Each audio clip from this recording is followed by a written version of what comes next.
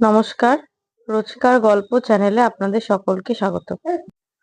এই সয়াবিন গুলোকে দেখুন। এই সয়াবিন গুলো আমি পুরী থেকে কিনে নিয়ে এসেছিলাম পুরীতে বেড়াতে গিয়ে। কি বিশাল বিশাল সাইজের এই সয়াবিন গুলো, এত বড় বড়! আমি দেখে অবাক হয়ে গেছিলাম। তারপর এগুলো কিনে নিয়ে এসেছি। তো এগুলো আজকে রান্না করে দেখবো কেমন হয় খেতে। আমরা যে নর্মাল সয়াবিন খাই সেগুলোর মতোই হবে না অন্যরকম খেতে লাগবে। তো গরম জলে আমি ভিজিয়ে রেখেছিলাম, দেখুন কত বড় বড় হয়ে গেছে আরো। তো এগুলোকে আমি খুব ভালো করে চিপে জলটাকে বের করে ফেলে দিয়েছি। দিয়ে সয়াবিন গুলোকে আমি নিয়ে নিয়েছি। তারপরে চলুন এই রান্নাটা করে নিই।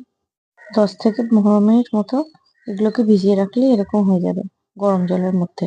চাইলে আপনারা গরম জলে একটু লবণ দিতে পারেন, তাহলে সয়াবিন গুলোর ভিতরে লবণগুলো ঢুকবে। আর দেখুন কত বড় বড় সাইজ! ওরে বাপরে, এগুলো নর্মালের থেকে তো অনেক বড়। পেঁয়াজ, আদা, লঙ্কা, রসুন এগুলোকে আমি কেটে নিয়েছি। কেটে ডুমো ডুমো করে কেটে নিয়ে আমি জল দিয়ে ভালো করে ধুয়ে নিয়েছি। এইগুলোকে আমি মিক্সিতে একটা পেস্ট করে নেব। আপনারা চাইলে আলাদা আলাদা করে পেস্ট করতে পারেন, কিন্তু আমি একসঙ্গেই পেস্ট করে নেব। আর এখানে আমি ডুমো ডুমো করে আলু কেটে নিয়েছি। এই আলুগুলোকে ভালো করে ধুয়ে নিয়েছি আমি। তারপরে এগুলোকে আমি জল ঝরিয়ে নিয়েছি। এবার চলুন রান্নায় যাই। এই দেখুন আদা, রসুন আর পেঁয়াজ লঙ্কার পেস্টটা আমি মিক্সিতে করে নিয়েছি।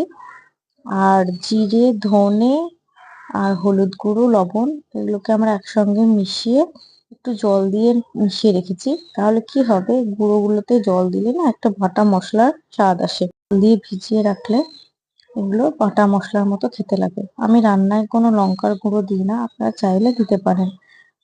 এবার খানিকক্ষণ ভিজিয়ে রাখলে দেখবেন এটা বাটা মশলার মতো হবে। শুধু ধনিয়া গুঁড়োটা আমি একটু বেশি নিয়েছি, আর সবকিছু 1 চামচ 1 চামচ করে নিয়েছি। চলুন এবার রান্নাটা দেখে নিই। কড়াইয়ে আমি তেল দিয়ে নিয়েছি, সর্ষের তেল। এর মধ্যে আমি জিরে, গোটা জিরে, তারপরে এর মধ্যে তেজপাতা দিয়ে দেবো। দিয়ে আলুগুলোকে এর মধ্যে দিয়ে দেবো। দিয়ে আলুগুলোকে ভালো ভালো করে লাল লাল করে ভেজে নেব। আলুগুলোকে ভালো করে ভেজে নেওয়ার পর এর মধ্যে পেঁয়াজ, লঙ্কা, আদা, রসুনের যে পেস্টটা আমি করে রেখেছিলাম সেই পেস্টটা এখানে দিয়ে দেবো। দেওয়ার পর ভালো করে এটাকে আলুর সঙ্গে মিশিয়ে কষিয়ে নেব, যাতে কোনো রকম কাঁচা গন্ধ না লাগে। পেঁয়াজ, আদা, রসুনটার একটা কাঁচা গন্ধ থাকে, সেটাকে এটা আলুটার সঙ্গে ভালো করে আমি ভাজা ভাজা করে নেব। আর সামান্য একটু জল দিয়েছি যাতে মশলাটা পুড়ে না যায়। যখন এটা ভাজা ভাজা হয়ে যাবে, এটার মধ্যে কোনো কাঁচা গন্ধ লাগবে না পেঁয়াজ রসুনের, তখন আমি একটু লবণ দেব। আমার ওই জিরে ধনে যে গুঁড়োটা আমি জল দিয়ে ভিজিয়ে রেখেছিলাম না, ওর মধ্যে আমি খানিকটা লবণ দিয়েছি। তাই লবণটা আপনি আপনার আন্দাজ মতো পরিমাণ মতো দেবেন, যেন বেশি না হয়ে যায় তরকারিতে। আমরা সয়াবিনটাও কিন্তু খানিকটা লবণ দিয়ে ভিজিয়ে রেখেছিলাম।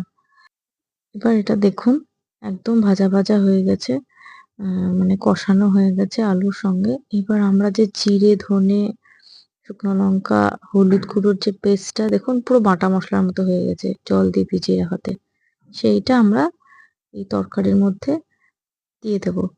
এটাকেও ভালো করে কষিয়ে নেব। কষিয়ে নেওয়ার পর যখন দেখবো যে তরকারি থেকে তেল ছাড়ছে, উপরে ভেসে উঠছে, তখন আমরা এর মধ্যে জল দেব, দিয়ে আলুগুলোকে সেদ্ধ করব।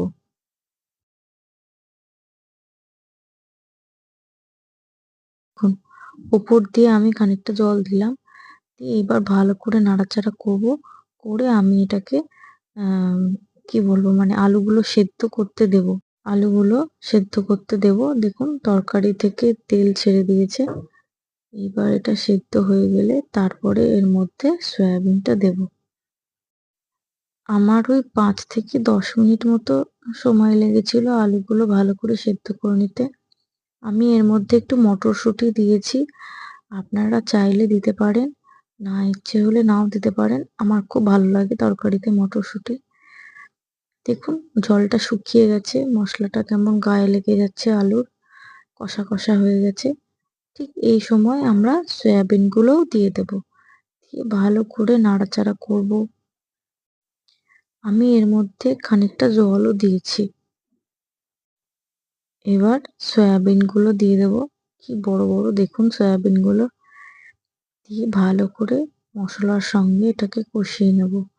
কষিয়ে একদম সয়াবিনের গায়ে যাতে মশলাগুলো সুন্দরভাবে লেগে যায়, ভালো করে নেড়ে চেড়ে সুন্দর করে একদম মাখিয়ে একটু পরিমাণ মতো জল দেব। জল দিয়ে তরকারিটাকে খানিকক্ষণের জন্য আমি ঢেকে দেব। আমি এখানে একটু পরিমাণ মতো গরম মসলা দিয়েছি, তরকারিতে খেতে ভালো লাগবে। আপনারা ইচ্ছে হলে দেবেন, না ইচ্ছে হলে দেবেন না। এরপরে গরম মশলাটাকেও ভালো করে আমি নাড়িয়ে চাড়িয়ে নেব। আমি এটা 5 মিনিটের জন্য ঢেকে দিয়েছিলাম। গরম মশলা দেওয়ার পর আর বেশিক্ষণ রান্না করার কিছু নেই। আলু, সয়াবিন সব নরম হয়েছে কিনা, ঠিকঠাক আছে কিনা দেখে পরিমাণ মতো জল দিয়ে লবণ দেখে এটাকে নামিয়ে নিলেই রান্না কমপ্লিট। আপনারা চাইলে তরকারিতে একটু চিনি দিতে পারেন, আমি দিইনি। এই দেখুন আমার সয়াবিনের তরকারি তৈরি হয়ে গেছে। আমাদের আশ্চর্য রকমের বড় বড় সয়াবিনের তরকারি তৈরি। দেখা হচ্ছে পরের ভিডিওতে। এরকম ভিডিও দেখতে আমার চ্যানেলটিকে অবশ্যই সাবস্ক্রাইব করবেন। কেমন লাগলো কমেন্ট করে অবশ্যই জানাবেন।